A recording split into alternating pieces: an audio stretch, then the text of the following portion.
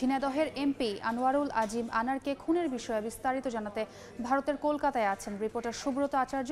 সরাসরি যাচ্ছি তার কাছে।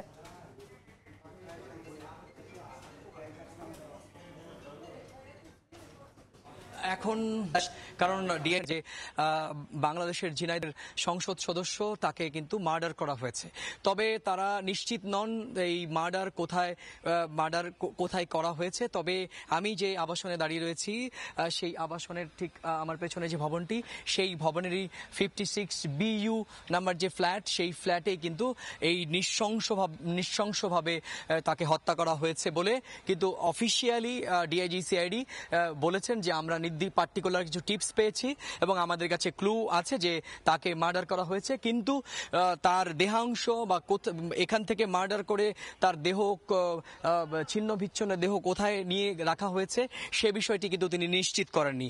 একই সঙ্গে তিনি বলেছেন যে যিনি এই ফ্ল্যাটের যিনি মালিক তিনি কিন্তু মার্কিন যুক্তরাষ্ট্র প্রবাসী একজন নাগরিক এবং এই ফ্ল্যাটের যিনি ভাড়া নিয়েছিলেন তিনি কিন্তু মার্কিন যুক্তরাষ্ট্রের একজন প্রবাসী ভারতীয় এবং মালিক এখানকার রাজ্য সরকারের শুল্ক দপ্তরের একজন কর্মকর্তা। তিনি ভাড়া দিয়েছিলেন মার্কিন যুক্তরাষ্ট্র প্রবাসী একজন ভারতীয় নাগরিকের কাছে এবং সেই ফ্ল্যাটেই কিন্তু 13 তারিখ তিনি কিন্তু আমাদের সাংসদ ঝিনাইদহের সাংসদ আনারুল আজিম আনারকে একা এসেছিলেন।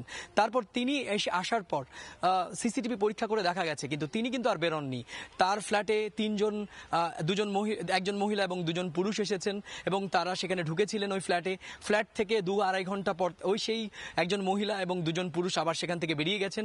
কিন্তু তার যে পার্কিং লট আছে 56 BU, সেই পার্কিং লটে কিন্তু আপনি বলে রাখি যেহেতু এটা আধুনিক একটি আবাসন, প্রত্যেক জায়গায় প্রত্যেক মোড়ে কিন্তু সিসিটিভি রয়েছে।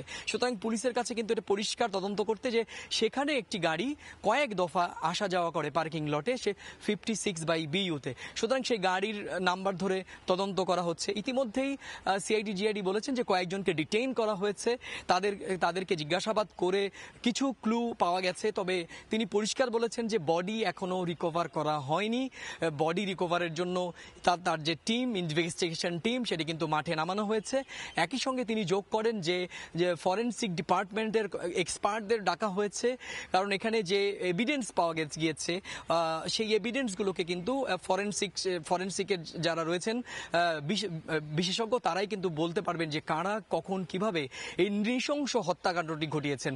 তবে পুলিশ এই মোটিভটি তাকে হত্যার বিষয়ে কি আগে প্রথমে তাদের প্রথম প্রিভিলেজ হচ্ছে বডিটাকে রিকভার করা, যে কোথায় ডিসপোজ করা হয়েছিল সেখান থেকে বডিগুলো রিকভার করা এবং তারপর এই হত্যাকাণ্ডের মোটিভ এবং কারা কারা যুক্ত ছিলেন সে বিষয়ে কিন্তু পশ্চিমবঙ্গের পুলিশ বা সিআইডির পক্ষ থেকে কিন্তু তদন্ত শুরু করা হবে। তো এই পর্যন্ত এখনো পর্যন্ত যে ধোঁয়াশা সবার সামনে তৈরি হয়েছিল যে তার দেহ পাওয়া যাচ্ছে, দেহ নেই, তাহলে কি মার্ডার হলো কিনা, পুলিশ কিন্তু কনফার্ম করে দিয়েছে যে বাংলাদেশের এই 3 বারের নির্বাচিত আওয়ামী লীগের একজন সাংসদ তিনি কিন্তু এই আধুনিক কলকাতার নিউ টাউনের এই আবাসনে খুন হয়েছেন। তো এই ছিল আমার কাছে ঝিনাইদহ 4 আসনের সাংসদ মার্ডার হওয়ার আমার কাছে থাকা এখনো পর্যন্ত এই সংক্রান্ত সব শেষ তথ্য।